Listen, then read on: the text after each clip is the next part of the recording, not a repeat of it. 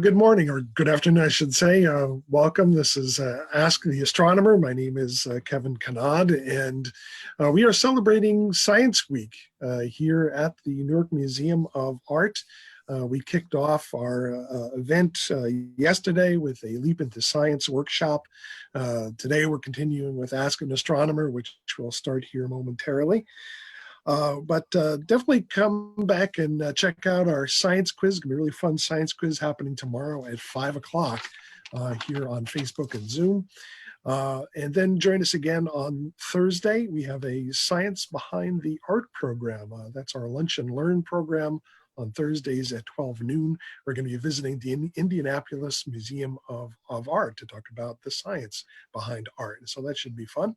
And speaking of fun, join us on Friday night. We have our happy hour at 6 p.m. And so we're doing the Science Week edition of Happy Hour on Friday. So join us for all of these great science programs.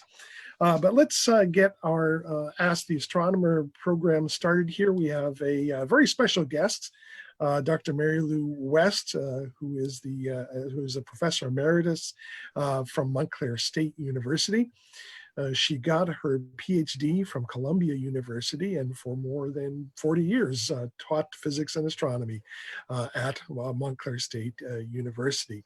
And her research has ranged from the composition of meteorites onto the structure of galaxies, and she's very active in local astronomy clubs. She's trustee of the North Jersey Astronomical Group, and she's also chair of the research committee at Amateur Astronomers Incorporated at Union County College. And I've known her for many, many years. And so she's a good friend of mine. And so I'd like to turn it over to Dr. West. And so take it away. She's gonna be talking about stars today. Thank you, Kevin.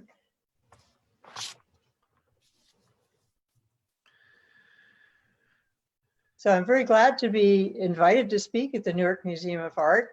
This is a thrill. I've often been to the museum, and I take my children and my grandchildren there whenever they're in town. So I'm hoping this COVID-19 thing gets over soon and they can come back and we can go to the museum once again. Here's my email in case anybody has questions that they want to ask later. They can email me there, westam@montclair.edu. Next slide. So the big question we want to ask today is, how does a star age? What is the life of a star? How does it change as it gets older? We know with people, they start small and they get bigger, and then they're steady in size for a long time. And then as they get older, really, really old, they get smaller again for a little bit, and their hair color changes and things like that. So what does a star do that might be in any way equivalent to that? But first we ought to start out with some beginning questions like, what is a star? And in fact, are all stars the same? Or maybe there are different kinds of them. And how long does a star age before it dies? Does it do it quickly or does it do it fast? And so we're going to look at some of these questions. Next slide. So the first question of the background variety was, what is a star? And I think you all know what that is. A star is a bright point of light in the sky. But there are other bright points of light in the sky, and we want to make a small difference here. A star is one that makes its own light. It produces its own light within itself. And so a planet or a moon is not a star. A planet or a moon shines only by reflected light. So the planets we see in the sky, like Jupiter and Saturn and Mars, which are up at dawn now, are shining because they reflect the light of our sun. And if the sun were not shining on them, they'd be black and it wouldn't be very interesting.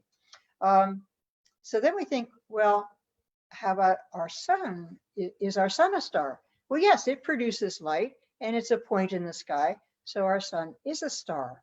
And I want you to look at this picture that's portrayed on the right here. This is a photograph of a little piece of the sky. And we can begin to get some ideas here of things that the stars might be different from each other. So in particular, there's stars here that are different colors. And if you look closely, I think you can see that there's some that are kind of orangey and there's some that are kind of bluish, and there's some that are really white. So there's some differences in color. And then also there's some differences in their brightness. Some of them, especially the one right in the middle there, is really bright. And some of the others are really, really pretty faint. So there's a difference in the brightness. So that's the amount of light that they are delivering to us on Earth, to the camera, whatever camera took this particular picture. So we have that. And then there's another thing much more subtle, and I hope you can look for this too.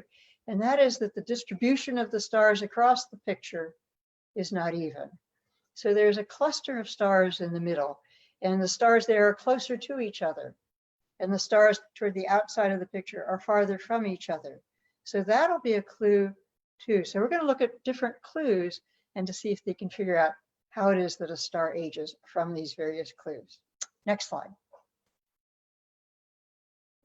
So here I've made a list of how stars could be different from each other.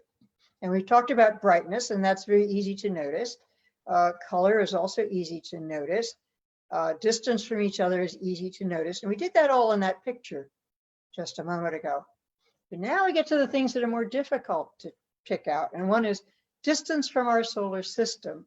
How far away were those stars?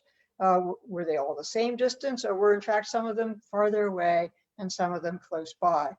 It wasn't until only a few hundred years ago that people figured out how that they could measure the distance of a star from our solar system. And we've been watching stars for thousands and thousands of years, so this was a tough thing to do. We can also measure a star's temperature. We don't have those little guns that look at their forehead, but we have a way to do that, and it is sort of tricky, and we'll talk about that in a minute. And then, of course, we have the size or the diameter of a star. Stars are round like a ball. They're spherical, pretty nearly spherical. And you can measure the size all the way across. That's called the diameter. Or the size halfway across, that's called the radius. Doesn't matter. And it turns out they do come in different sizes, like people do come in different sizes. And what you'd really like to know, though, of course, is how much mass it is. Like with a person, is this a 100-pound person or is this a 200-pound person?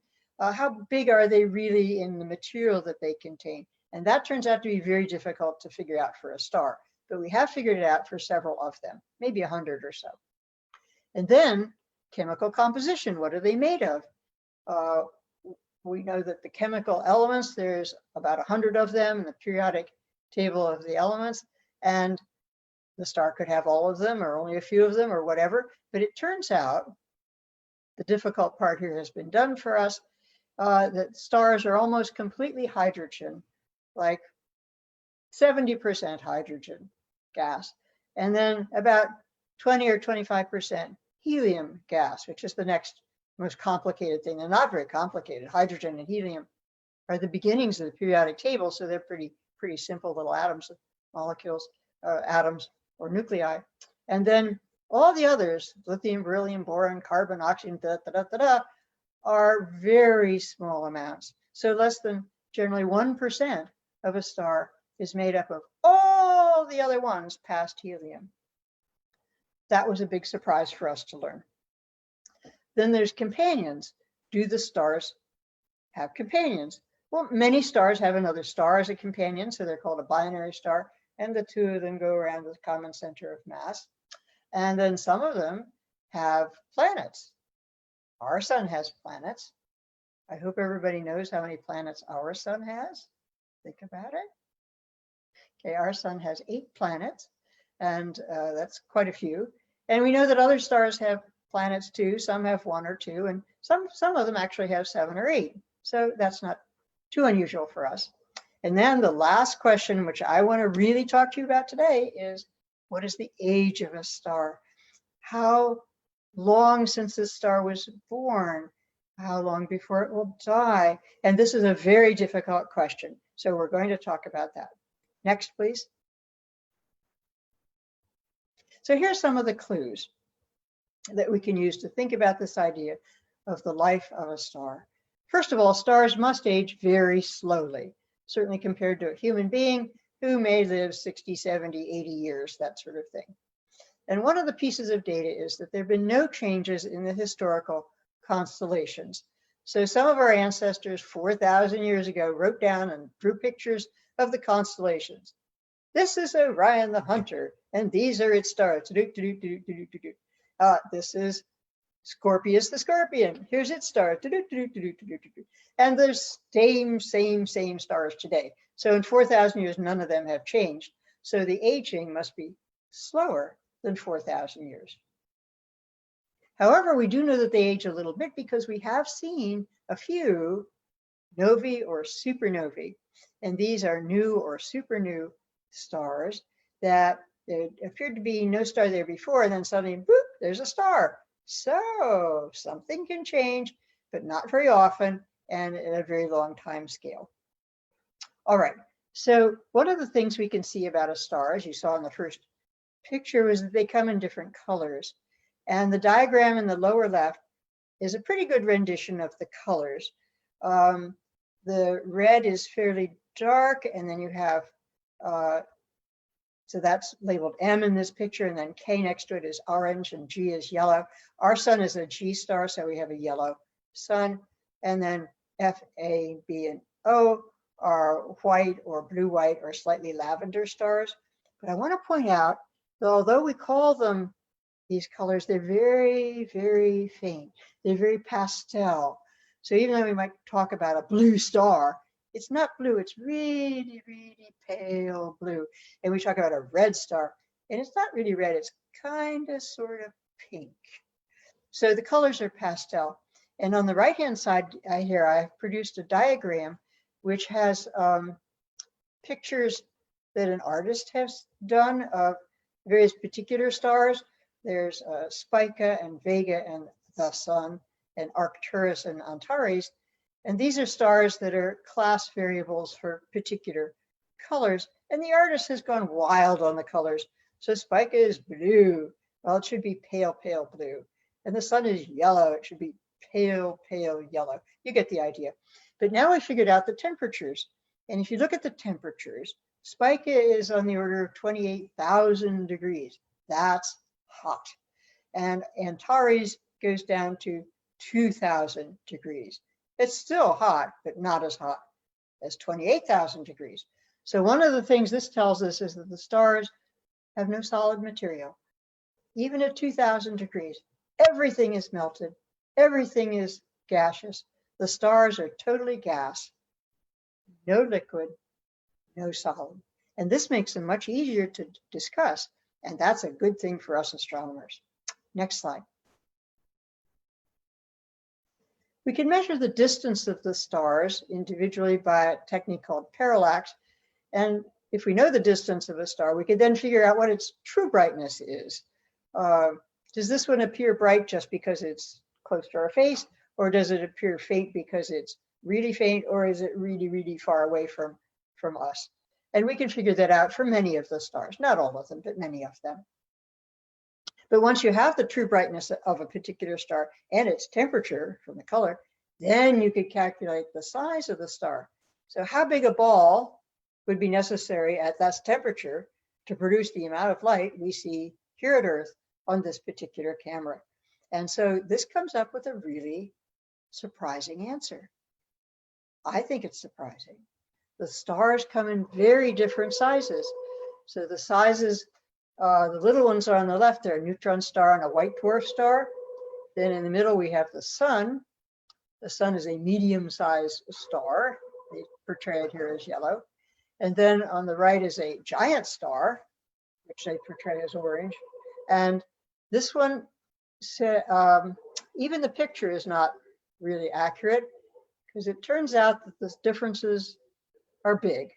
So if the sun were whatever size it is there, the white dwarf would only be 1% the size of the sun. It's teeny tiny.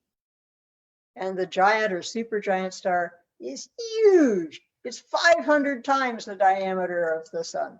Really, really big. So when we get to talking about giants and supergiants, we should be afraid, okay? Those are big stars. Okay, next slide. This is a tally of the stars that are close to us. In the upper left, you see a gray circle and it says, this tally goes out to 30 light years from us. Some of you may be less than 30 years old. Some of you may be more than 30 years old. I'm more than 30 years old. And light travels at a goodly speed. And so you see how far could light go in 30 years, and then you draw a circle and count up the stars within that bubble. Turns out there are 392 of them. And so somebody has made this picture within that ball, 330 light years, 30 light years from us. There are 4 big stars and 8 medium size and a bunch of size of the sun. Then there's some smaller ones. And then look at the huge pile of what are called M stars. Those are the red ones, the little ones. Ah, what a lot of them. So you think about the sun being the G star, there's a whole bunch of stars smaller than our sun. Lots and lots and lots of them. And they have interesting possibilities, but not for today. Next slide. Are any of these properties related to each other? Yes, they are. And it turns out it's the true brightness, which is also called luminosity, is related to the temperature of a star. So in this plot, luminosity is small at the bottom and big at the top. And then the temperature is small at the right and big at the left. They also put the colors there to help you remember it. And it could be in nature that points would be all over this diagram, but they're not. They're really in 3 separate sections. So this was discovered by Mr. Hertzsprung and Mr. Russell in the early 1900s, the time of World War I. But the main thing is that diagonal line from upper left to lower right called main sequence. This is the main sequence of stars. 90% of the stars in the sky would fall in this place, somewhere along this line, on such a diagram. So that's the bunch of stars we want to concentrate on. Then also there's a small number of white dwarfs, which are in the lower left corner, and that's almost all the remaining. 9% of the stars are white dwarfs, little tiny, tiny white dwarfs. And then in the upper right section are the giants and supergiants. And although they're big and impressive and scary, there's only 1% of the stars are them. So not so much to worry about really. But the main sequence is really amazingly main. And that's 90% of the stars. So we need to think about that. But before we go on, I want to say, yay, New Jersey. Go, New Jersey. Mr. Russell here, who discovered this, Henry Russell, was the best astronomer in the world in that time, and he was from New Jersey. He was at Princeton, and he was the one that brought United States astronomy onto the world stage, and he was from New Jersey. Yay, New Jersey. Okay, next slide. So the next big question is, we have these 3 types of stars, and are these different types of stars, or are they 3 stages in the life as the same type of star? So an example, I thought of this one. Suppose you went and found a caterpillar in the woods, and you picked it up and looked at it and said, what does a caterpillar fit? Does the caterpillar go with a worm and a snake, which look like it, and they're different creatures, it turns out? Or does a caterpillar go with a cocoon and a butterfly, which don't look the same at all, and yet are different stages in the life of the same creature? So you really have 2 different possibilities when you find a collection of 3 different objects. Next. Well, how can we figure out a mystery like this? Well, the mystery is of a science nature, so we use the scientific method. And I think this is a wonderful way to do things. You toggle back and forth between observing something and then making an explanation of it. And then you observe it again, and then you make another explanation a little better. And you repeat and repeat and repeat, going round and around and around and around, and you finally figure it all out. So part of the story I'm going to tell you next is about what the answer is, how a star ages. We have figured it out, but also how we got the figuring out done, how we did the scientific method. Next. So I want to ask, what does an explanation mean? An explanation could be just words. And you say, well, this phenomenon here depends or is caused by that phenomenon over there, and just have 2 words. Or you could be a little more precise and get a mathematical model. You could do a geometry model and say, for instance, if this angle increases, then that angle increases or decreases. You could make a graph like the Hertzsprung-Russell diagram, and it could be qualitative, where it just, this goes up when that goes up, or quantitative. When this goes up by 2, that goes up by 3.5, whatever, get some numbers in there. You could also have a table of numerical values, X and Y. You could have an actual equation as you do in algebra. That would be really good. And the best thing, though, is to get some physics in there to put in why this depends on that. And we have Newton's laws of motion, and particulars say this force over here causes that motion over there to happen. And that's what we would like to do. Next. So some more clues we could look at. So the distance measurements of stars, how far they are from the solar system, and how far apart they appear to be on a camera picture, tell us that the stars are actually very isolated from each other. So there's a star, and then there's a whole bunch of empty space, and then there is another star. And they are really, really far apart from each other, and there's no grocery store between them. So they have only a limited supply of energy, whatever they're born with. We know they spend energy, they're giving it off in the form of light, that's what we see. And if the energy cannot be resupplied, then it must go down and down and down and down.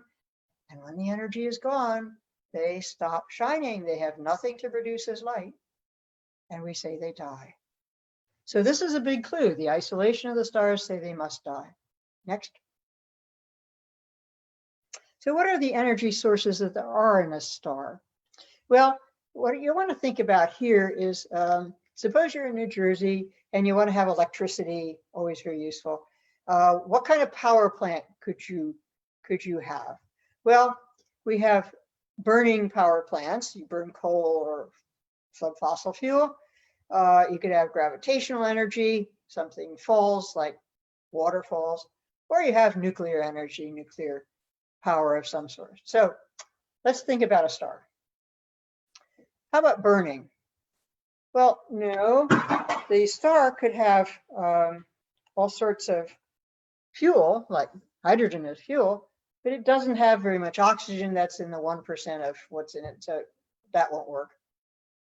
How about gravitational energy? Gravitational energy is something falling down and hitting something at the bottom. Well, yes, a star's gas could fall toward its middle, so the star can collapse or contract, and that will raise its temperature and that'll allow it to shine better. So we could have that. And then there's nuclear fusion, which we only discovered at World War II time. Small nuclei combine to become heavier nuclei. So we have hydrogen, and it could become helium, and helium could become lithium, beryllium, boron, or carbon. So there are small ones, and they could become big ones. That's a possibility too. It turns out that gravitational energy is easy to get started, but not very efficient. Nuclear fusion is hard to get started, but it's really, really efficient. So that's the one you want to go for if at all possible. A star does. Next. So once we have this energy figured out, we want to do a numerical model. So we want to make a table of values. And we start with a huge cloud of cold gas and dust from the beginning of the universe. Here's one in this picture. And if you notice in this picture also, there's some stars of different colors. There's one near the top that is kind of reddish orange, and there's a couple at the bottom are bluish. So stars come in different colors all over the place. But there are these clouds of gas and dust. And somehow they get jostled and begin to fall in. And so they decrease in diameter, and usually piecemeal. So if you look at this picture, you can see there are places where there are little dark bits. Those are places where the cloud has contracted quite a lot in that area and become opaque. Those are the interesting parts here. So once they begin to contract, they release gravitational energy. This causes an increase in the pressure in the star and an increase in the temperature.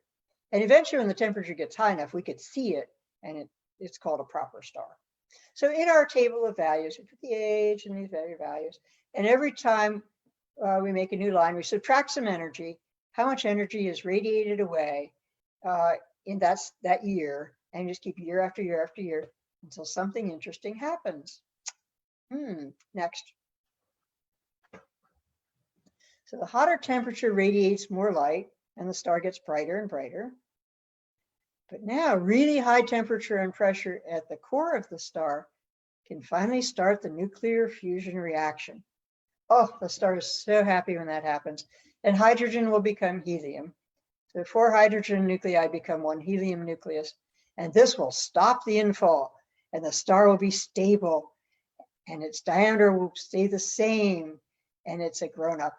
And the star will stay that way a long time. 90% of its total lifetime will be spent in that particular size and that particular temperature, whatever it has come out at. And this is called the main sequence of stars.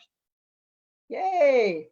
The model predicts the observations. We look at the sky and it gets exactly the same temperatures and brightness as that diagonal line on the diagram. Yay, the model works. Next.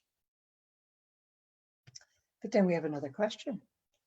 What could possibly end the main sequence stage? And when it does end, what stage could come next? Is it the white dwarfs or is it the red giants? We have 2 possibilities. Which could it be? We have to think about this. Next. So the model predicts that eventually the star's core runs out of hydrogen, which is the fuel for the nuclear fusion reaction. The core is now made completely of helium. And the star contracts gravitationally again, temperature rises, nuclear fusion begins in the layer just at the outside of the core, and it's stable again, but a wave of energy goes out through the star and it puffs up the outer layer as a red giant. So now we know what comes next. Unfortunately, if you're living on an inner planet like the Earth, it burns up the inner planets. We better move. And we observe in the sky, and the red giant stars have just the right properties that the model has predicted. Yay, the model works again. Next. So here's the final prediction. And this is a little complicated, but I think you can see it. So this is the Hertzsprung-Russell diagram. Temperature increases to the left on the bottom. Luminosity increases on the y-axis going up. And it says that the star, starting someplace on the main sequence, goes up to the red giants, goes back toward the main sequence and back to the red giants a second time, and then comes down as a white dwarf at the end. We should see if they match real stars in the sky, and they do. The model works again. Yay. Next. So another clue is that this progression from main sequence to red giant to white dwarf does not happen at the same speed with all stars. The stars that are the bright ones at the top of the main sequence go through that progression quickly, and the ones down lower are slow. All right, so we can observe a star group like this called a globular cluster because it's a globe of stars, and they were all born together at one time. It's like a litter of kittens, but lots of kittens.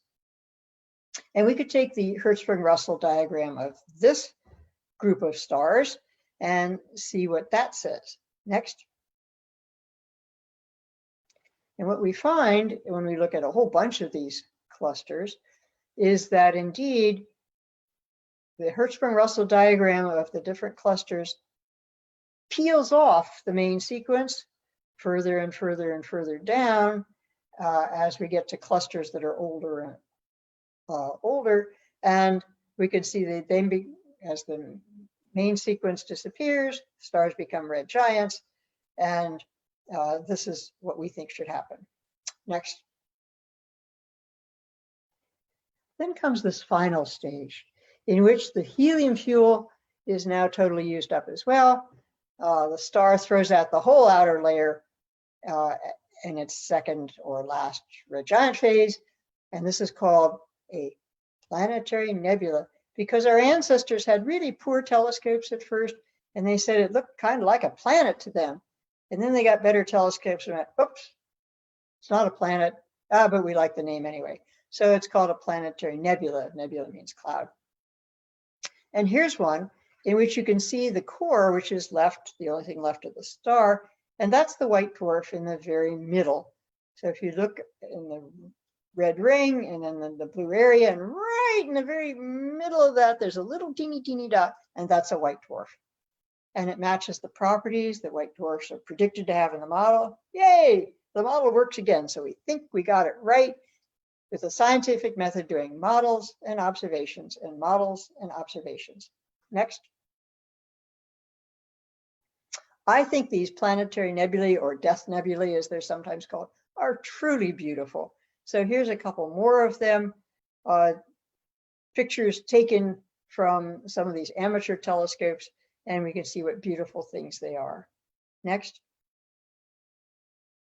This one is particularly nice. This one's called the Cat's Eye Nebula. And this one has two halos. There's the outer sort of golden fluffy business. And that's from the first time that this was a red giant. And it went poof and shed that. And then it became a main sequence star and a red giant again and went poof. And that's the little bit at the middle that kind of looks like a cat's eye. So this one shows both stages very nicely. I think that's very pretty. Next. So another consequence. What happens to the gas in these death nebulae? Well, it just expands out and out and out in space, gets thinner and thinner, and some might join a cold cloud of gas that was there from a long time ago. And that could become a new star and its planets. Maybe the star would have a bunch of planets, but these planets would be more enriched in helium and carbon and oxygen than the previous generations of star-forming regions, because they have the outer fluff from a red giant which had processed these chemicals. On that planet, there would be carbon, for instance, and oxygen, and that's us. And we are stardust. We are truly made of stardust. And the carbon in our bodies came from the outer layers of a long ago red giant star. I love carbohydrates. I hope you do too. And think about that every time you eat pasta or chocolate or anything like that. That carbon came from a long ago red giant star. I think that's fascinating. Next. So here's a summary pictures of, you start on the left with a stellar nebula or a cold cloud. You look at the upper line here, it goes to an average star like the sun, a main sequence star, becomes a red giant, blows up the outer layer as a planetary nebula, and becomes a white dwarf. Next. In this diagram at the bottom, it shows you something of the timeline. And you see the nebula at the left and the white dwarf at the right. And in particular, how long is the sequence in the middle where it's just the same old yellow star for a long, long time. And that's wonderful. And that's where we are now. Next. Thank you for your attention. I hope you enjoyed how we figured out the life of a star. And do you have any questions? Yeah, we did have a couple of questions during the presentation. Dwight had a very interesting question about measuring the size of stars. And he was wondering, when you measure the size of the star, are you including the chromosphere, or are you just using the photosphere of the star to measure the size, the diameter? That's a very good question. Stars being made of gas do not have a really sharp edge, like my hand has a sharp edge. Here's my hand, and here's the air above it, and you can see where the edge is. Stars are a bit fluffy. It's like somebody with fluffy hair. We're getting more and more fluffy hair nowadays. And where exactly does it end? Well, there's a piece fluffs out here. That's the chromosphere, maybe the corona, and here's the photosphere. So people generally, first people debated it, and then they decided we're going with the photosphere. So that's what people have decided to do. Yeah. Yeah, okay. Yeah, the chromosphere is also, kind of constantly in motion too. And so, kind of tough to measure that part of it. Especially on a red giant, blowing around. Especially on a red giant star, because they'll get really quite fluffy towards the end of their life. Let's see. Michael also had a question about the composition of stars. You're mentioning that earlier. His audio kind of cut out, and I think he missed some of that. So if you could perhaps review what is the composition of a star, and what is it that's surprising about it?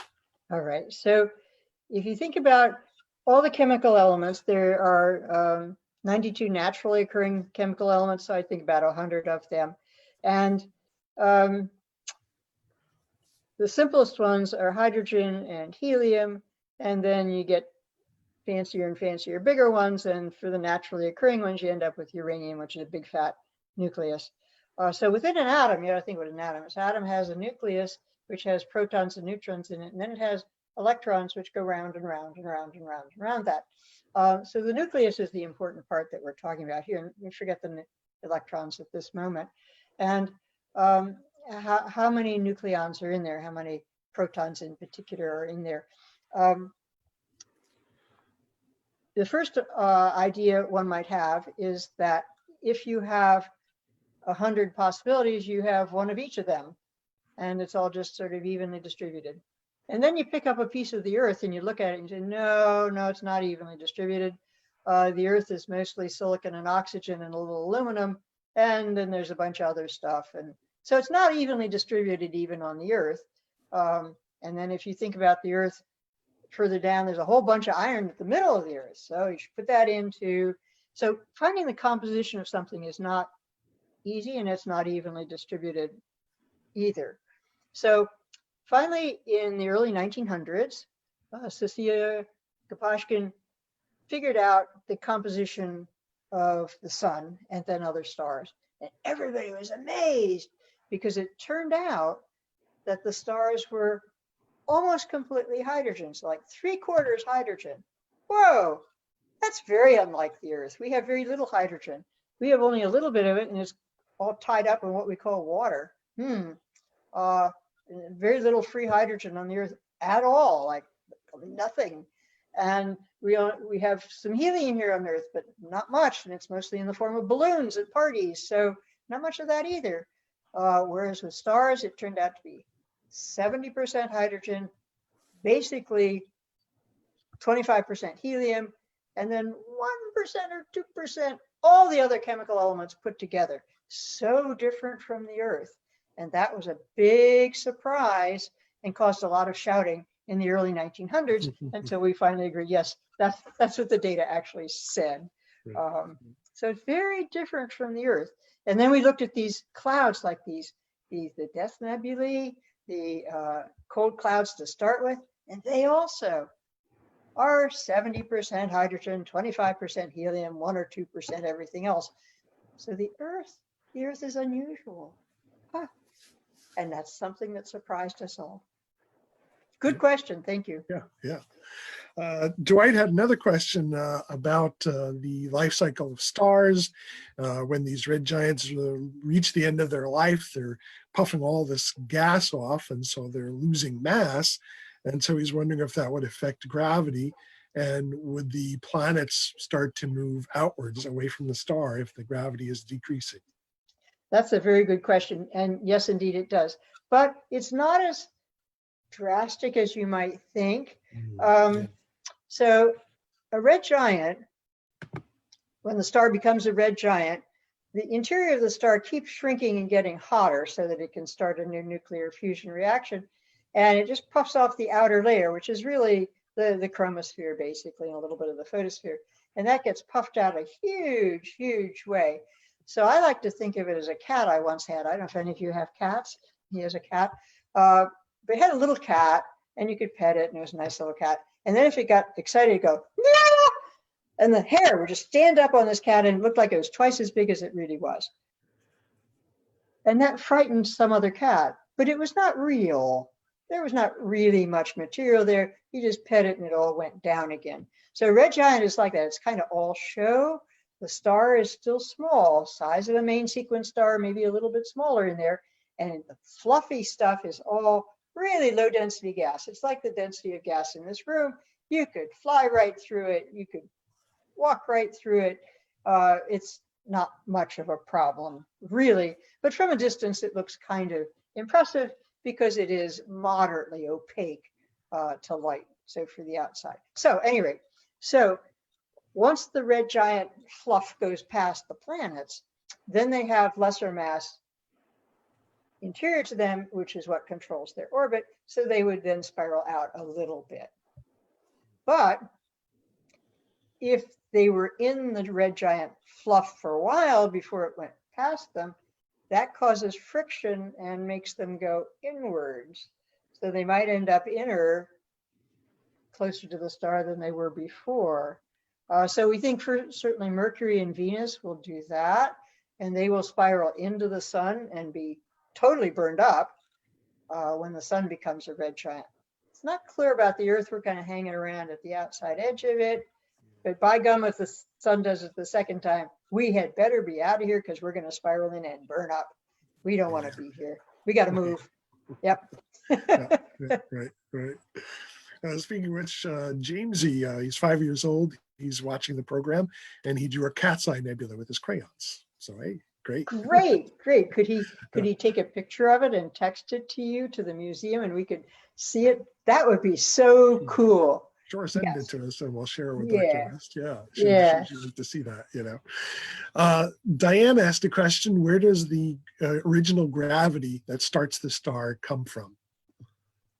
All right, so every bit of material anywhere in the universe has gravity.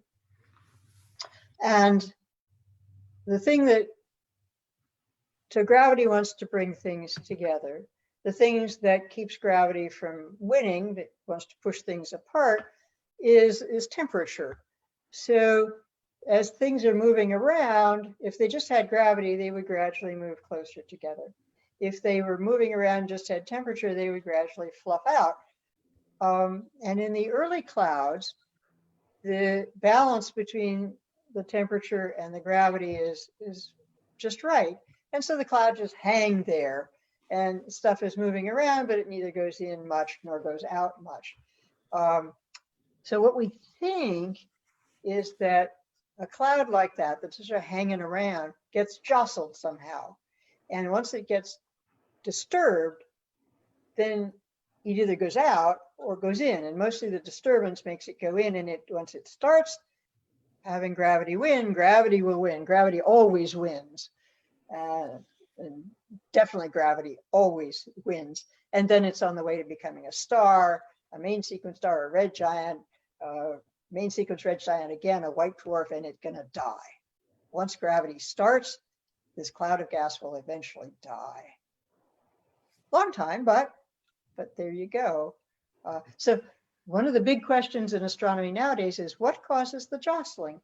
And are there several different ways to get a cloud started? And we're still working on that one. Maybe you could help. Speaking of the death of stars, Tonya asks, what is the oldest star and how long did it live? Wow, that's a good one.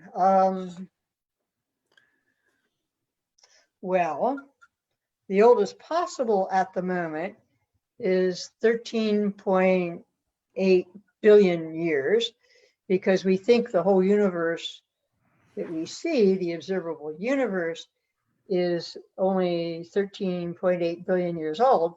So if something got formed right away, the oldest it could be now is 13.8 billion. I don't know. I could get back to you on that. But I do know in our galaxy, our galaxy is called the Milky Way galaxy, and big, beautiful thing, especially in the summer. So if you have a chance in June or July now, go out after dinner when the sky gets dark, or when it really gets dark, and look sort of toward the south, and you'll see this wonderful big band of light going up into the sky, and that's the Milky Way galaxy. And so in the Milky Way galaxy, which we think was formed only about 10 or 12 billion years ago, there is an oldest star, and I forget its name, but it is, I don't know, 10.5 billion. Do you remember, Kevin? I don't recall the name. Right. Right. But we could look that up. It's probably a catalog look number. that up. It's probably a big long catalog number, which is why we don't remember it, I think. But Right. I would say that the oldest stars around are likely to be white dwarf stars. which of course those are not really the sort of main sequence stars that we've been talking about, of course, but they are very long-lived. It kind of that's kind of the ash of a star. That's what our sun will eventually become, a white dwarf. And well, those are not really burning hydrogen anymore, but they're still very hot, and they just kind of very gradually cool off for billions and billions of years, and so they hang around for quite a long time, And so they do, and Kevin brings up an interesting point that has been discussed the last couple of months in the astronomical literature, and that is about planets in habitable zones. Right, so exoplanets, there are lots of exoplanets, thousands of them known now, and we ask, if you have a star and you have a planet going around the star, if it's too close to the star, it's too hot for liquid water, we're not interested. If it's too far from the planet, from the star, it's going around here and it's all frozen, we're not interested. But there is a region in here somewhere where if it goes around, it's between boiling and freezing, and it's called the Goldilocks zone, the just right temperatures in that zone. So in our solar system, certainly the Earth is in the Goldilocks zone. That's called the habitable zone of our star. So what you'd like to have for life develop is to have some planet in the habitable zone for a long time, like several billion years, and then hopefully you could get life to develop.